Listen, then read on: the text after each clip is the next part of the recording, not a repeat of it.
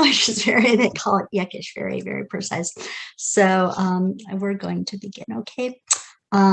Welcome everyone to what could not possibly be a more compelling, topical, and timely EMET webinar. As you mostly know, my name is Sarah Stern. I'm the founder and president of the Endowment for Middle East Truth. And this is probably one of the most important webinars we have ever had. Last week, Israeli Foreign Minister Yair Lapid, speaking alongside Secretary of State Antony Blinken and Emirati Foreign Minister Sheikh Abdullah bin Zayed Al Nahyan in Washington said, quote, "The civilized world should make clear that Iran cannot be allowed to acquire a nuclear weapon." Quote, "Israel reserves the right to act at any given moment in any way," he stated. He added, "That is not only our right, it is also our responsibility.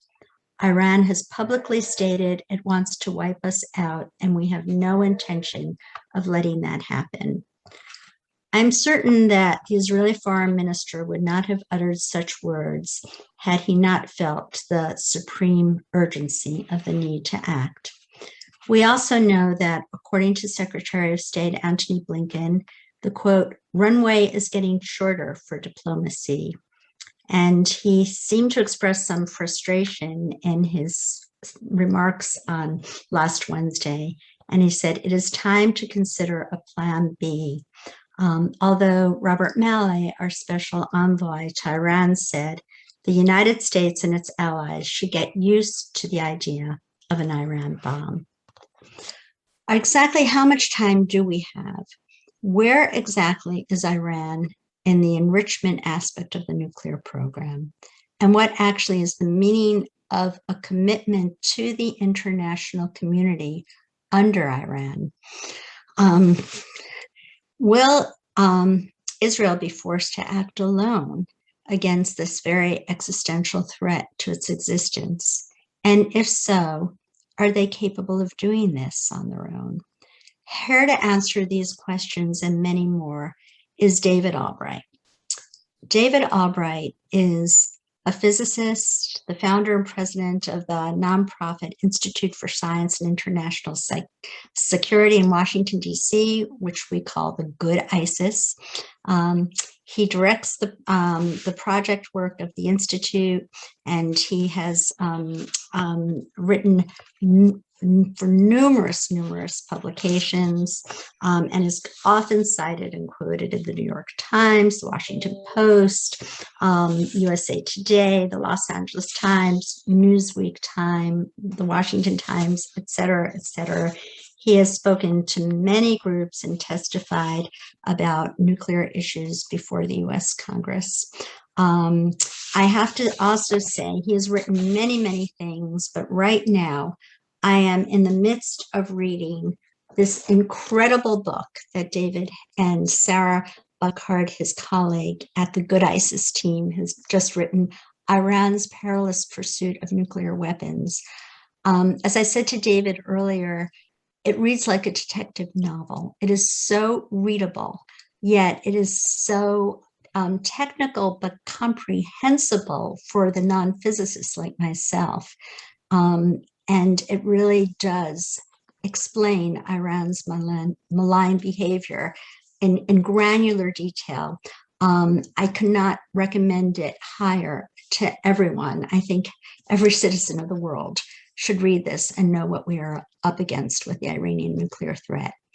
So, David, it's really my honor and pleasure and privilege to have you once again as a guest on EMET's webinar. And I'd like to open up the program by asking you, what are the most significant findings of your book?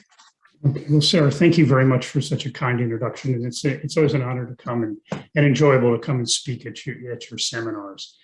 It is a long book, and there's a lot in it that is, first of all, based on this nuclear archive, parts of which Israel seized in a kind of a nighttime raid in early 2018, And then there's parts of the book on that are more current. The archive mostly focuses on the period up to 2003 or 4, and then the book continues on up to today. And I think, let me just briefly mention a few of the main points and then get to more of a discussion of the situation today. One of the surprises in the archive was that Iran's nuclear weapons program that ran up to 2003 was a crash nuclear weapons program. They were trying in several years to build 5 nuclear weapons, an underground nuclear test site, have facilities that could produce weapon-grade uranium well into the future, so that 5 was the initial goal. They were planning on building many more. It stopped. This crash program stopped in 2003, and that's a reflection of the kind of inadvertent pressure brought to bear on Iran through U.S. invasion of Iraq, very intensive inspections by the International Atomic Energy Agency, and a general condemnation from particular European powers of what Iran was doing in secret. Now, the EMET plan was really never discovered in that period by the, let's say, by the inspectors, and was largely unknown to the public. But it did stop as a plan. But as a nuclear weapons program, it continued on a smaller scale. And it evolved over time into a program that we would characterize at my institute as one that is prepared to build nuclear weapons on short order.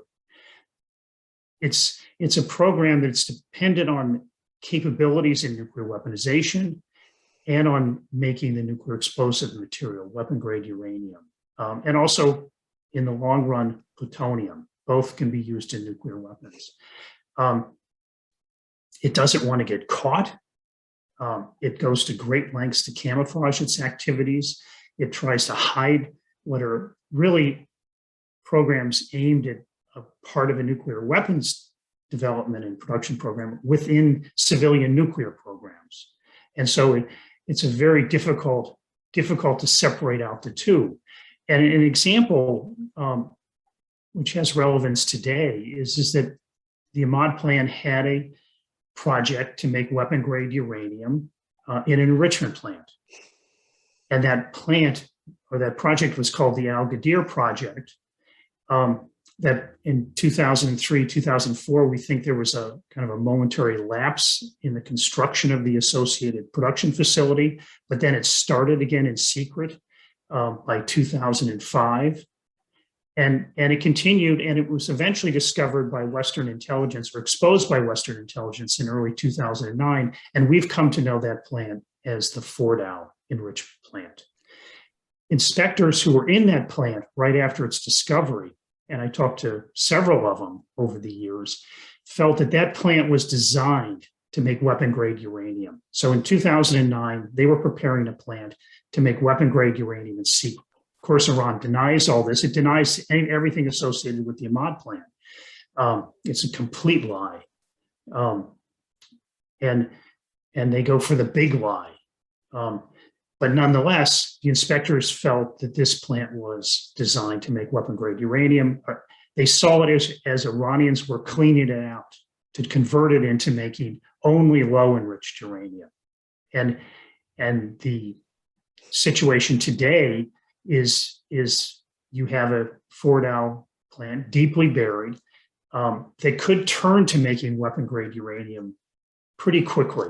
Iranians have said they could do it within hours or days. And in fact, they could. It would be small amounts, but certainly within weeks, a few weeks, that plant could be churning out weapon-grade uranium. And it's a very hard facility to destroy. And so that's an example where Iran's had a secret site up to no good. It's caught, and then it suddenly says it's civil. They deny any nuclear weapons association, and they put it under IAEA safeguards. And trying to figure out what is its true purpose is very challenging. And if I now speak about today, Iran has a very robust capability to make enriched uranium. and it's demonstrating it can go to higher levels because it's now making 60% enriched uranium, which is, in terms of enrichment output, it's 99% of the way to weapon-grade uranium. And in fact, 60% enriched uranium can also be used directly in making a nuclear explosive. So they have a robust capability to produce weapon-grade uranium or enrichment short of that still can be used in a bomb. Interestingly, at the end of the EMET plan, probably the single biggest bottleneck in the program was enriched uranium production. They were struggling with it. They work in collaboration with the Atomic Energy Organization of Iran, which should never be looked upon as a pure civilian nuclear entity, whatever you think of that. And they certainly have commitments to civil nuclear energy. That's not their only responsibility. And in fact, they took over the actual construction of the Fordow facility after 2004 under a committee that had good military representation. Now, go ahead.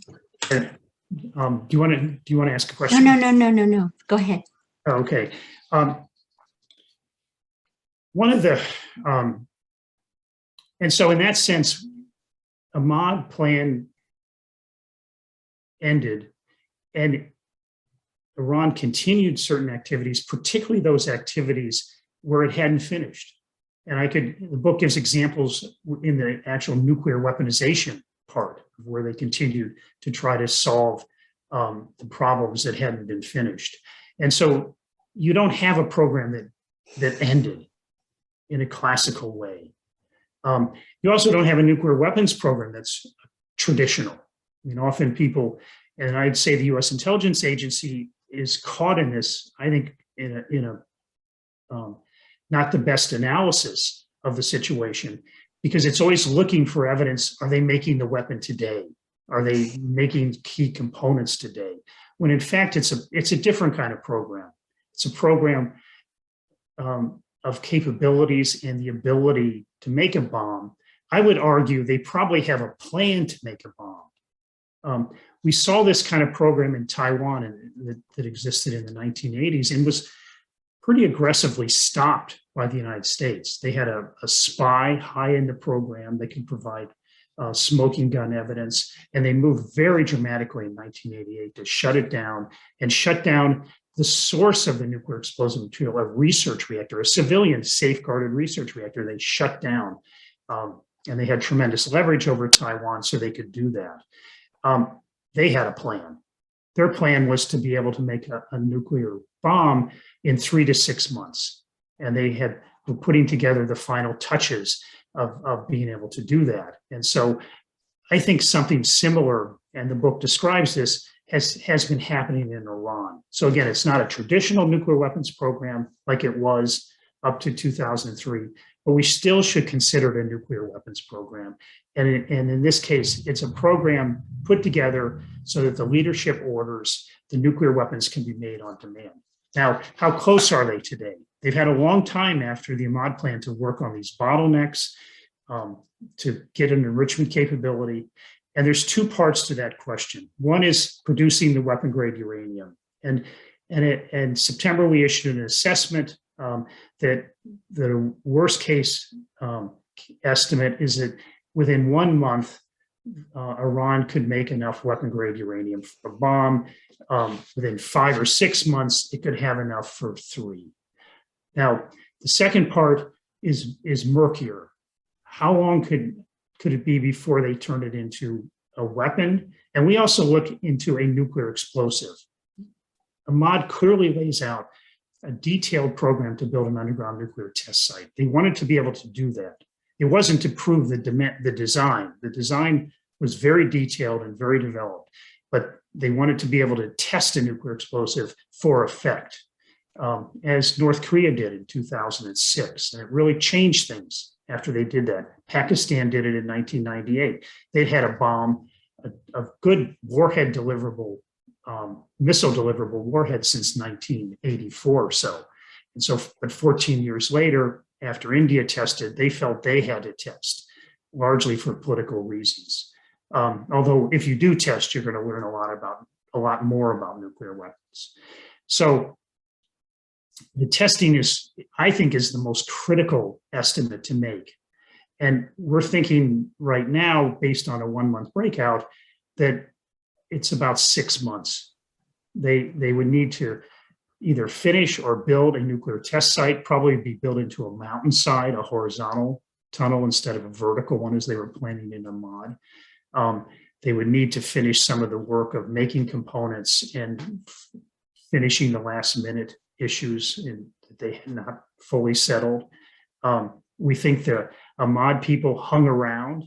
The Israelis have reported, based on the Ahmad plan, which gives detailed rosters of members of the plan, that many still work in post-Ahmad or successor organizations. The most recent manifestation has the acronym of SPND. So they're, in that sense, they've maintained their personnel, and they probably have practiced maybe using civilian, military, or civilian, or non-nuclear civilian, or non-nuclear military programs as covers. There are many of those in order to keep their skills alive. And so testing, we think, could be as soon as 6 months. Putting a warhead on a missile is harder. The Ahmad plan information on the missile shows they clearly were starting to work on the warhead that would go inside a missile, inside the reentry vehicle. They had had several years' work on that, and that they were continuing, but it appeared they still needed work to do. And so the estimates on how long it would take to deliver a nuclear warhead on a missile vary. The Israeli Defense Establishment has put out public numbers of 2 years. Their numbers seem to imply it has to be reliable. They talk in terms of that it could really threaten Israel. Ours are anywhere from 1 to 2 years. A program like Iran may sacrifice reliability and build more. And they could build quite a few significant quantities or in a year with the kind of centrifuge program they have now and that they're deploying. Now, last thing I'd like to cover is just a little bit on the nuclear deal, the JCPOA, the Joint Comprehensive Plan of Action. And I'll just state up front, I don't think there's any way to get back to the deal that was implemented in 2016. And I'll give an example. That deal promised that Iran would be 12 months from a breakout. It's 1 month, worst case, 1 month in our estimate today, or probably even a little shorter, because we did this as of early September. And given what they've done, and that includes tremendous amount of work on advanced centrifuges over the last 2 years, they now have more separative work unit or enrichment capacity in the advanced centrifuges than they did in all the IR1s centrifuges that they had built up to the time of the JCPOA. And so the advanced centrifuge program has gone from fairly small scale to having and let me just call it a theoretical maximum capacity that rivals the theoretical maximum capacity of all. I guess they have 16,000 IR1s. That capacity in the advanced centrifuges is in 10 to 15% in terms of numbers of the IR1s. So right now it's about 2,000 advanced centrifuges that are deployed, and that compares to 16,000 of the IR1s in operation or in storage. And so you have centrifuges that are much smaller, easier to hide, and more powerful. And if you just store those centrifuges, which is the rules of the JCPOA, you mothball them, I think it'd be hard to get a breakout timeline much above 6 months, because you can take those out of storage and redeploy them.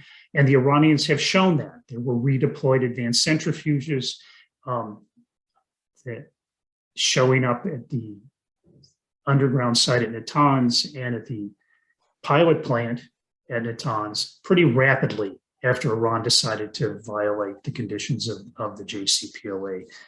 So I think the only way out of that is to destroy the advanced centrifuges. And Iran doesn't believe that's part of the JCPOA. So first thing is, I don't think you can get back to the 12-month breakout timeline. They've also been mentioned producing 60% enriched uranium. They're practicing breakout currently, and they're doing relatively well. When we look at the numbers, they're certainly not trying to do it on a large scale, but they're doing it, making a couple kilograms of the 60% enriched uranium per month over the summer, and taking many months to get enough for a bomb. The key thing, though, is that they're learning how to do that, to go up to these higher enrichments quickly and in innovative ways. And you can't take that away from them, except if you suspend centrifuge R&D, let's say for 2 or 3 years. I mean, again, the JCPOA is largely just buying time, and a suspension of the centrifuge R&D would compensate at least partly for these advances that Iran's made in the R&D over the last couple of years. And then finally, they've been making enriched uranium metal. The EMET plan shows they had not gotten to the point of making uranium metal components for nuclear weapons. They built 2 facilities to do that. One R&D and small scale production, one large scale production of uranium metal components for nuclear weapons, but they really hadn't gone into the process of making the uranium metal for the components, particularly enriched uranium. Now they have. And recently it's been small scale, but they've put together the equipment and manufacturing capability to make enriched uranium metal. If you want to go back to the JCPOA, where they're not allowed to have any of this, you'd have to destroy the equipment. Again, not typically part of the JCPOA. But let me stop there, because I know there'll be a lot of questions. I think there's a lot to discuss with the I'm just going to ask. Effort. Right. I'm just going to ask a couple of questions, and we'll open it up to the audience. Iran did sign the Nuclear Non-Proliferation Treaty back in the 90s, right? Now, even earlier. Yeah. When did they sign the Nuclear Non-Proliferation Treaty? I'm going to go back and say they were original signatories. Yes, right. Then the 70s, then the 70s, then. And I know that the Iranian regime is blaming their advance on the entire program on the fact that President Trump left the JCPOA. But given the heist that Israel did in 2018, which showed all of the advances prior, to when Trump left the program, after they had signed, the Nuclear Non-Proliferation Treaty, why do we have any notion that we can trust them to comply with any of the treaties they're signing? And if so, is all of this exercise in Vienna, is this just to make us feel good? Why are we doing? Yeah, one is a couple of things quickly. EMET plan and the ending of the EMET plan shows that Iran is vulnerable to pressure. I don't think this would have happened with North Korea. Okay. And so I think the Iranians do give in to pressure. And yeah, I don't think you can trust them. I mean, what did Wendy Sherman once say? It was a hearing I was at with her. That lying is in their genes of this regime, not the people, but of the regime. Right. And so it's a big problem. And so you have to have very robust verification. And we don't have that today. And that's a very large problem. And in fact, what you have is Iran is almost belittling the International Atomic Energy Agency, saying, well, the EMET plan is fabricated. You're exaggerating things. I mean, why do you even consider this? And they have allies on the board, Russia, for example, that backs them up.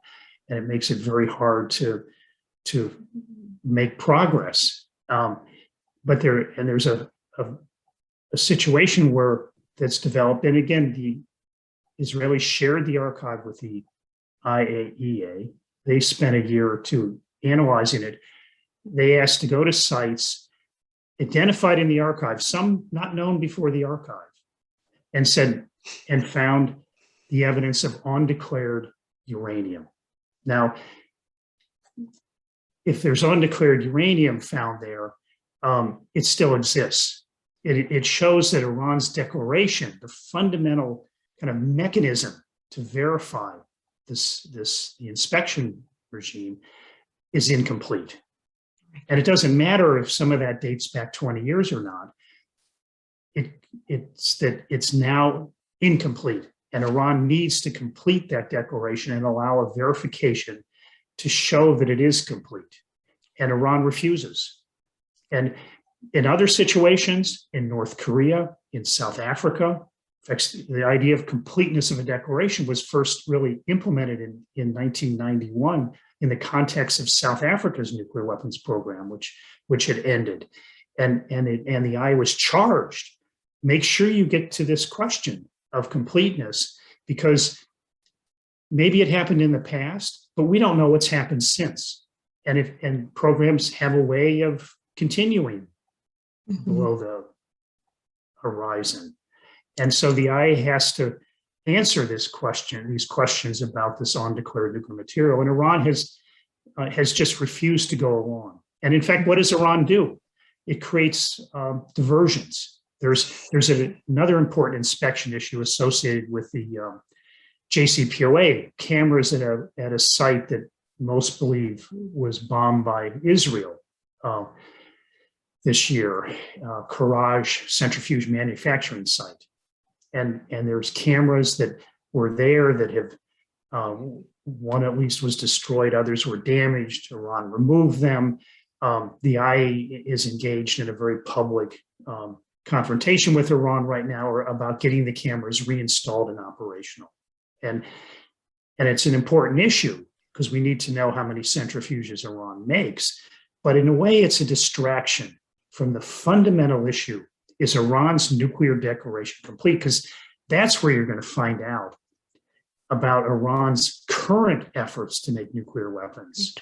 And if Iran was honest, as South Africans were, we would learn a lot about Iran's capability to make nuclear weapons today, about who was in the program and what are they doing now. I mean, that's a very natural set of questions for the IA to track the personnel. And Iran blocks it all and puts up the big lie. There's no nuclear weapons program. There's never been one. And then creates distractions, delays to try to keep the inspectors from gaining the support of the international community to just say, enough is enough. Either you solve this problem or we move for international condemnation. And what ideally would be much harsher sanctions on Iran. Okay. Do you really believe that the IAEA is aware of all the sites? And if they are, are they aware? Are they aware of all the sites? Iran's a vast country. Do you think they're aware of every site? And do you feel that they can actually get into Before the archive, they weren't. I mean, when we catalog just what we know, we don't have access to the whole archive, either does Israel. There were, 20 major sites that we looked at in the archive. And we looked at the entire nuclear weapons production cycle. 10 of those or so we didn't know about. And some were major sites. And again, I refer people to the book. Sometimes I'm forgetting these exact numbers. But in fact, I'm thinking in my mind, is it 10 or 20 sites that were unknown?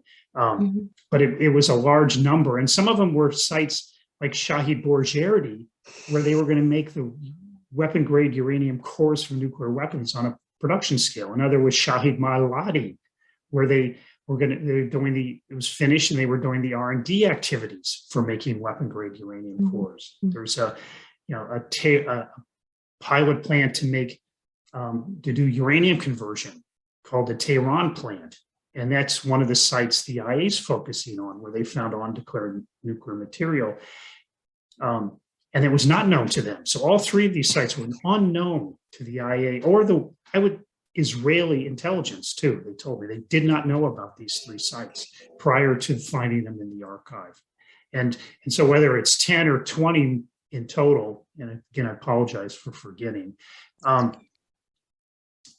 it shows that the archive was rich in information, revealed new information, and the IA now is much better armed to pursue this. I learned recently there's even more sites that we didn't cover in our book that have been discovered since we closed our work on the book, discovered by the Israelis as they continue to dig into the archive. So I think the key thing is there's a roadmap, and that's what you need. And the EMET plan provides a roadmap that then can be brought to the present, because the people had to go somewhere. Some of the sites had to continue to exist, some of the activities. And so, but you need the Iranian cooperation. In the case of South Africa, the roadmap was provided by the South African weaponeers. And I toured their sites. I was an advisor to the African National Congress in the early 90s on nuclear policy. And I toured the South African nuclear weapons sites and met many of the people in the nuclear weaponization program. And they were open. They wanted to be able to show that their program had ended. You don't see any of that in the case of Iran. Right. So is a deal possible? Yes, but it's going to require a lot of pressure, and it's going to require a lot of pressure to get and ongoing pressure to make sure that the verification remains adequate. Yeah, okay. I think a deal might be possible. I'm not sure, knowing this regime, whether or not even the economic pressure is going to be sufficient, because this is a revolutionary regime, and I'm very worried that even though this Khamenei is extremely belligerent, if Ebrahim Raisi, he might be slated to be the next supreme leader, the butcher of Tehran. So I don't know if economic sanctions is really sufficient, which leads me to the final question, and that is, if push comes to shove, I think Israel feels this is an existential threat. Seeing what's been going on recently in the region, and America's precipitous withdrawal from Afghanistan, and its turn towards the Asia-Pacific theater, do you think that the Israelis, little tiny Israel, is going to have to go it all alone if they feel that this is their life? Will America help? Will they give them the weaponry that they need? What is your feeling? I just start by saying that from my point of view, and I think it was reinforced in researching this book, is there's been a low-level warfare going on for years between Israel and Iran, sometimes joined by the United States, if you think of the reporting on the Stuxnet attack on the late 2000s. And so it's this low-level warfare is going on. But as Iran builds up its capabilities, it takes more kind of bigger military actions to stop a program. And I personally question whether Israel can go it alone. Now they've surprised many people like me of what they're capable of, getting the archive. 2 explosions at Natanz, 2020 and 2021, going after the heart of the centrifuge program that did set it back. Attacking the KoreaChina centrifuge manufacturing site. Again, hard to understand how that can take place, but it is. The killing of Mohsen Fakhrizadeh, the father of the Iranian nuclear weapons program, and the person many saw is still heading the nuclear weapons program, albeit in a reduced form. And so I think Israel will be challenged over the next several years to be able to take out that program militarily and keep it taken out. And this debate's been going on a long time. Israel maybe could, and using methods I can't even envision, destroy the deeply buried Fordow centrifuge plant. I don't think it has the bunker busters to do it. The US does, but maybe it has a way to do it now that it has detailed plans of the inside of that facility because they're in the Amman plant. It was a military facility that's just covered, kind of a civilian cover now, but they have detailed plans. And maybe that would help them in a creative way to take it out. But Israel cannot go back 6 months later when Iran rebuilds. They may not even know where to attack. I mentioned these advanced centrifuges. Part of the reason the nuclear deal wanted Iran to stop all work on those essentially for 5-10 years, or at least 5 years, was they're so threatening because you don't need 16,000 or 3,000 of the IR-1s, depending on how you do it. 1,000 is enough. And so you can put those thousands in many more places. They're very much harder to discover. So the problem is the military option always ends up with how do you go back? And only the US has the military capabilities to do that, but I don't think it has the will. And I worry in the Biden administration, there's just too many, I don't know what to say, it signals that aren't helpful. There was a debate in 2008, 2009, 2010. Should we live with an Iranian nuclear weapons program? And the progressives said, yeah, let's live with it. We lived with the Russian nuclear weapons. We lived with the Cold War for 50 years. We can live with an Iranian nuclear weapon. Others said, and I was in that camp, no, it's too dangerous. It's too unpredictable a regime. There's too many players and stakeholders in the regime. You won't have any kind of stable situation at all, and certainly won't have stable deterrents. It's not enough that Israel could say, we have nuclear weapons that will destroy you. There's just too many places things could go bad. But interestingly, Obama settled it. He said, we will not tolerate an Iranian nuclear weapon. And at least in the initial years, people believed it. And he took steps to reinforce that. The Biden administration has some problems making that statement in a credible manner right now. They want to get out. They want to get out of Afghanistan. A large part of the Democratic Party doesn't want these forever wars, whatever that means. I mean, we've been in South Korea, and it's in a state of war with North Korea since the early 1950s. So, I mean, it's a little bit absurd, but it's believed.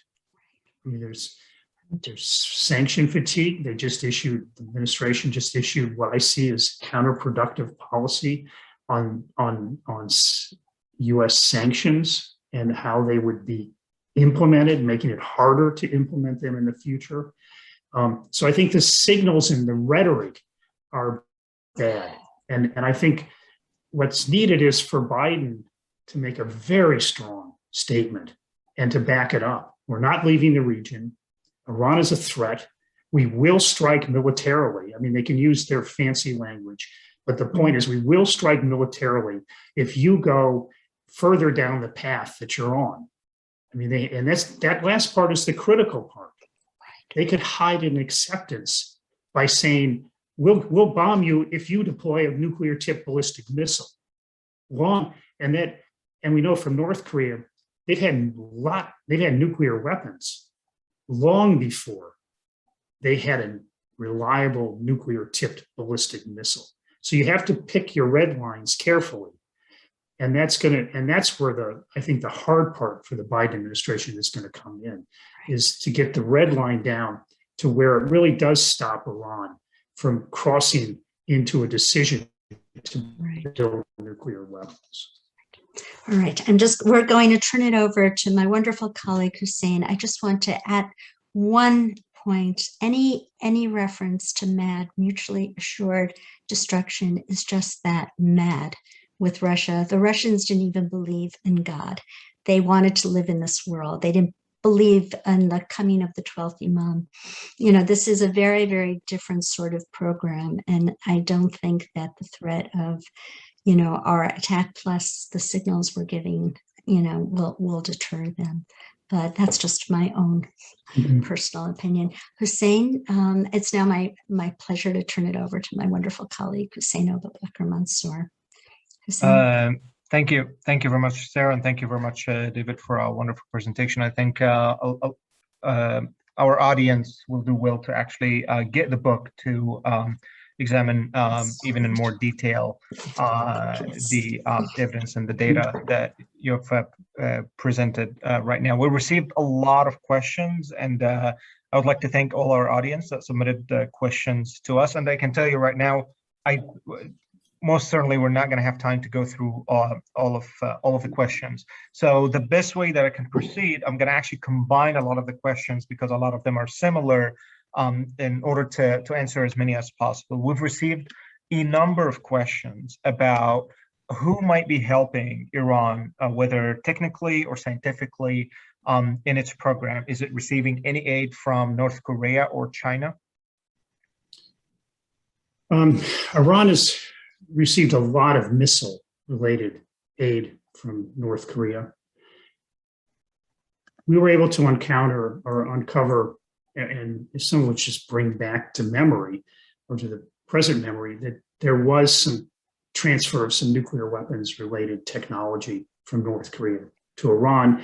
We suspect there may have been some from Iran to North Korea. I mean, Iran was really a really well-developed program on weapon-grade uranium, nuclear weapons.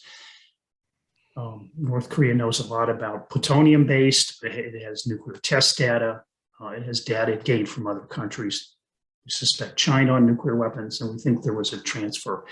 And a weapon-grade uranium bomb design or missile warhead design would be very valuable to the North Koreans as they expanded their program over the last 10 years into building weapon-grade uranium-based nuclear weapons. So we think that's there. There is an ongoing need for Iran to acquire dual-use equipment and materials.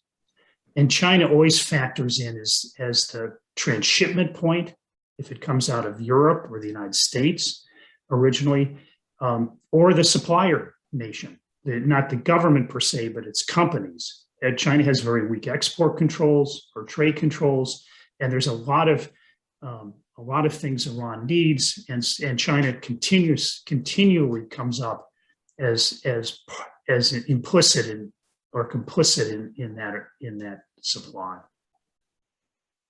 Thank you. As you may imagine, we've received a large number of questions about Israel's ability to stop the Iranian nuclear program. So if I may combine a lot of those questions together, do you think Israel is capable of destroying Iran's nuclear facilities?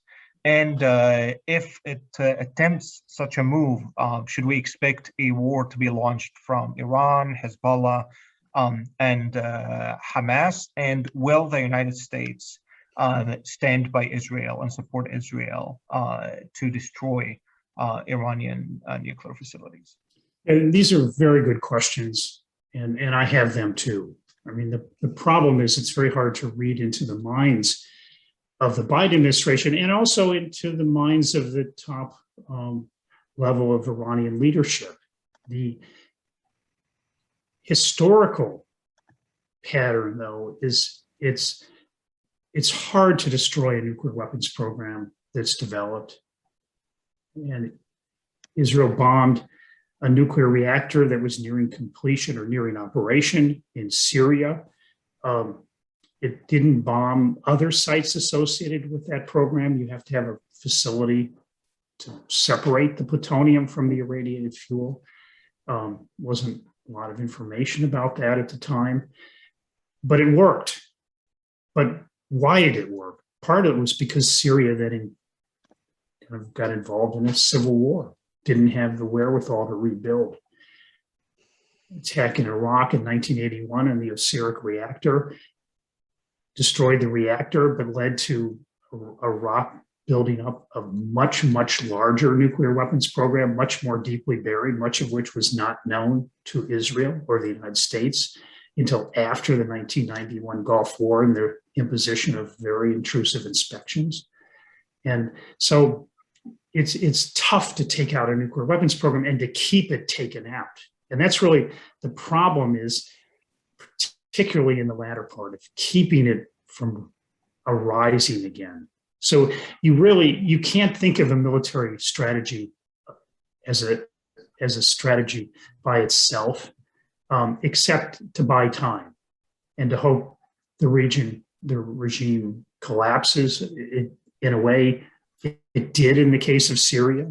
They just couldn't pull together, although they did use chemical weapons. So their malign intent remained the same.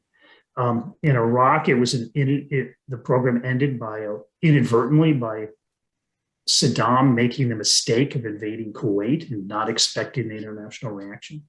So I think in the case of Iran, military strategies alone can buy some time, but it's going to be very hard to stop that regime from rebuilding. And that's people in the end settle that, the answer is negotiations.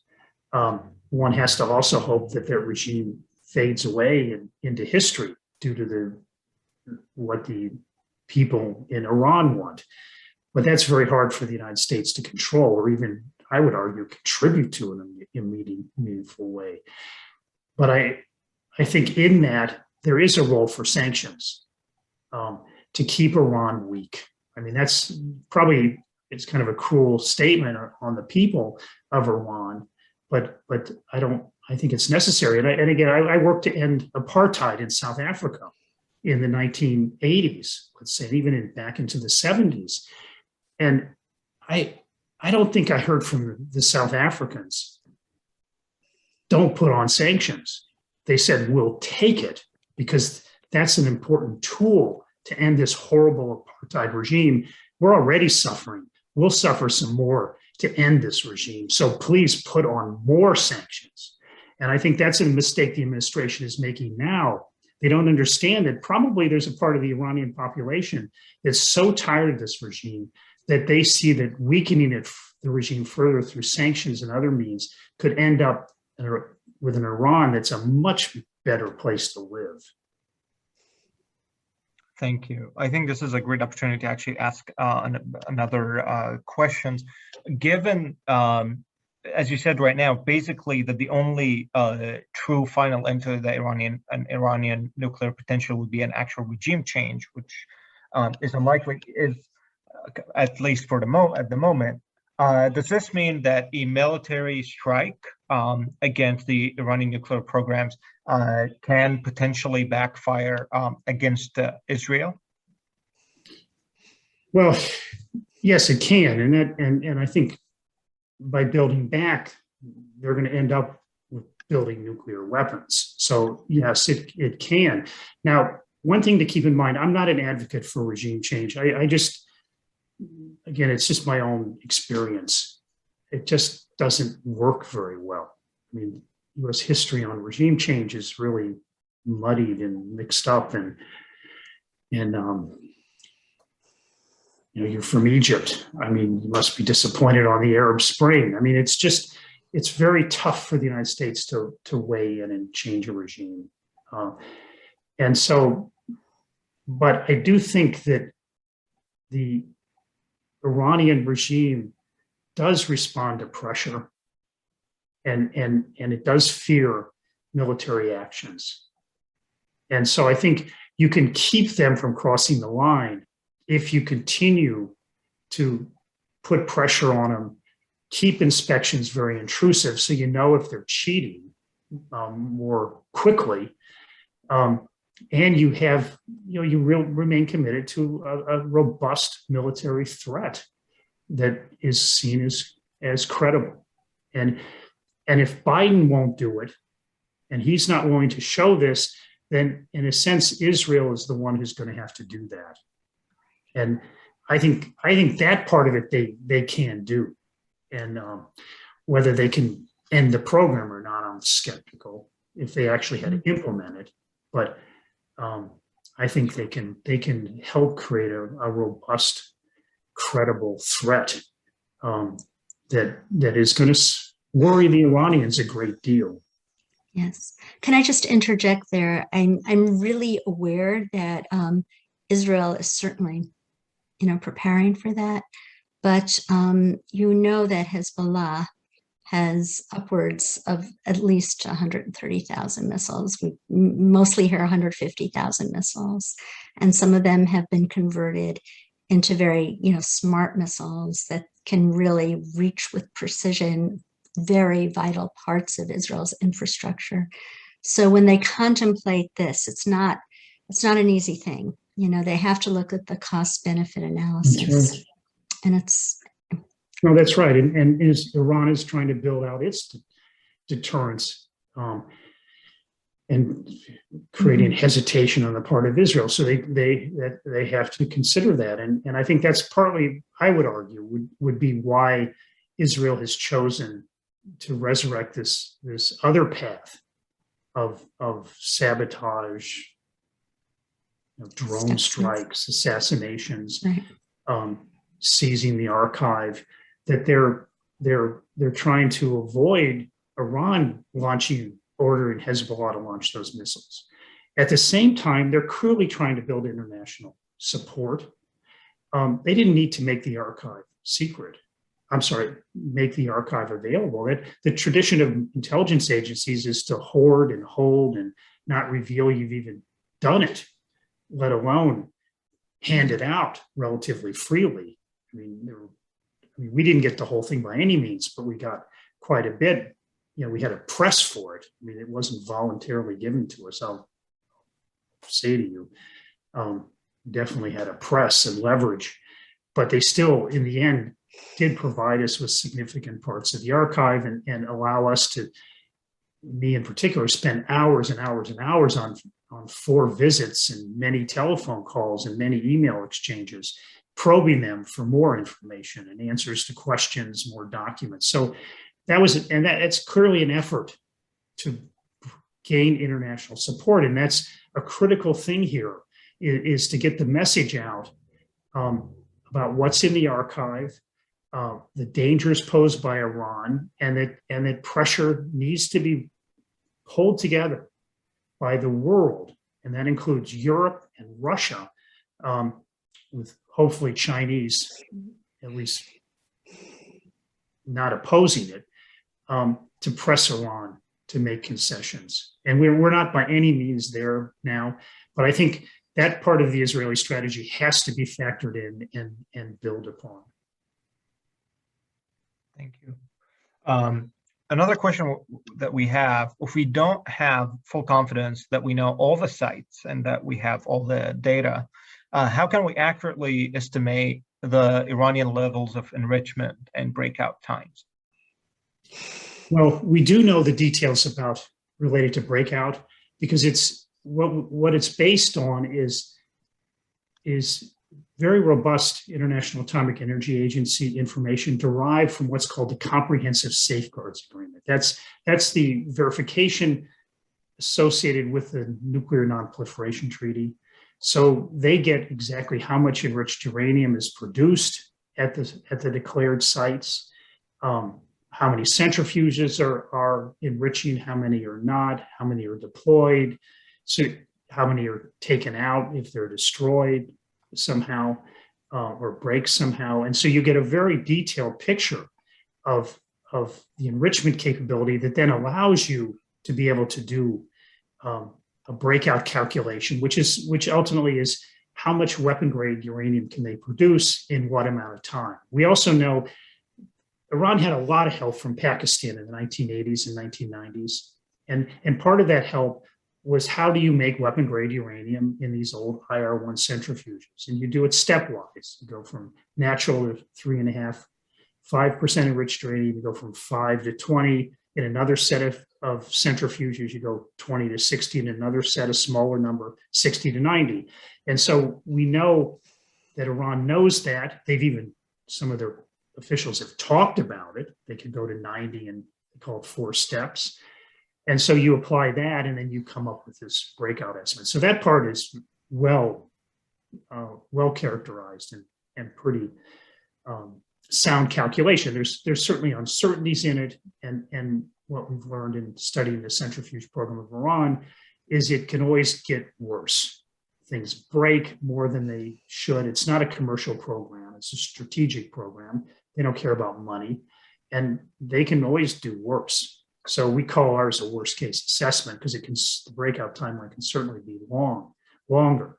Now, where you have to worry is, are they building a secret enrichment site? They did with Fort out. It wasn't discovered for years. And we think that one was to make weapon grade uranium. So you have to worry that now, are they making a secret enrichment site? And that would speed up breakout, or it could change how it's done. And having robust IA inspections are part of defeating that approach, which I would say we don't have right now.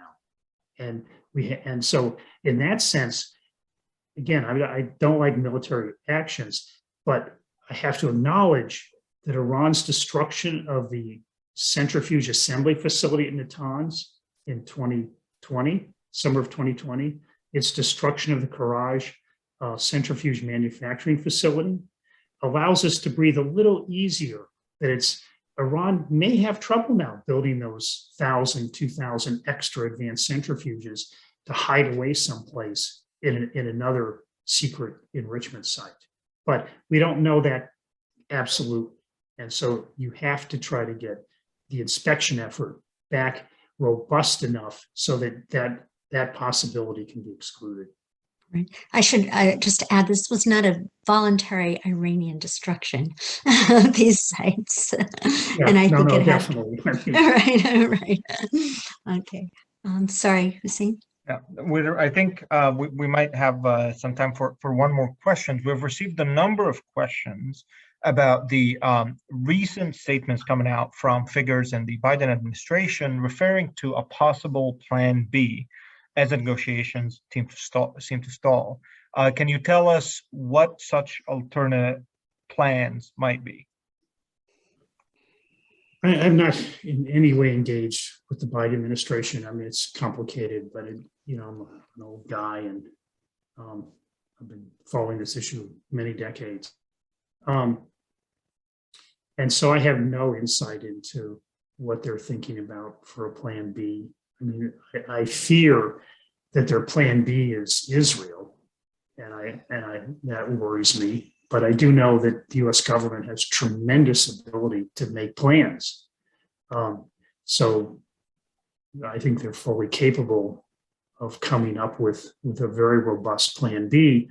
But I think you'd have to be, involved in it in order to really figure it out. I mean, I hope they'll make some statements. I mean, a credible, robust statement that military strikes could happen against Iran if they go down a path or down this path much further.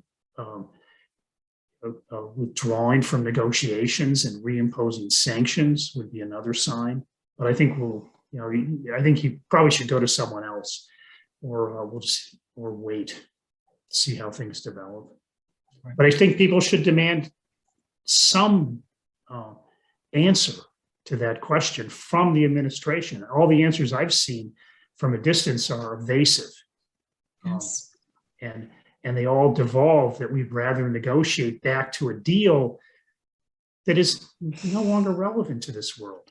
There were a lot of great parts to that deal and even the weaknesses still had relevance in 2016, 2017.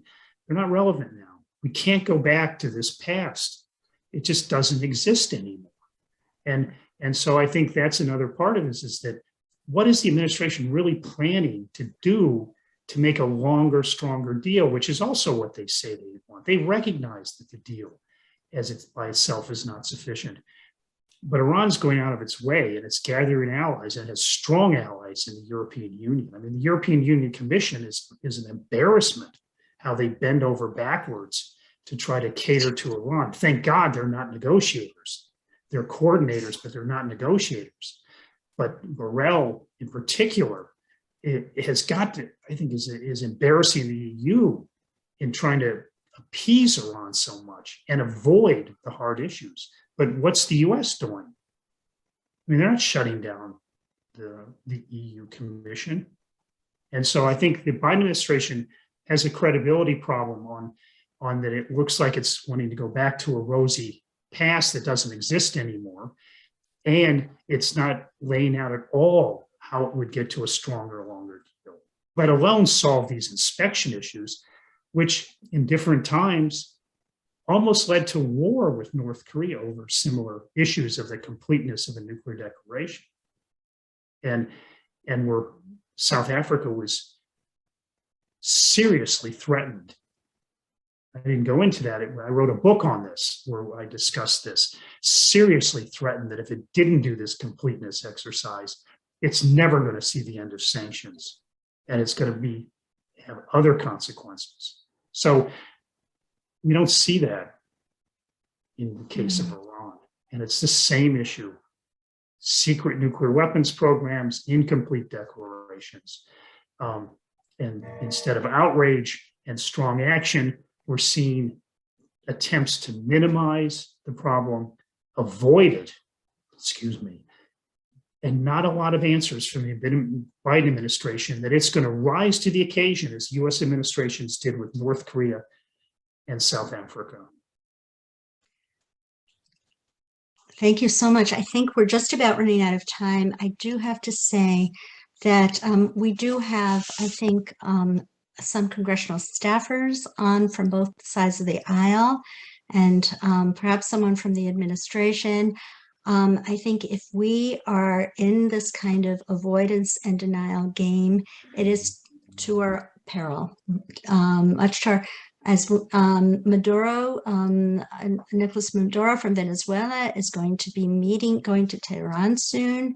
This is from the Western Hemisphere, where we see that there is a tremendous amount of activity through Hezbollah, that, narco-terrorism in the tri-border area of South America.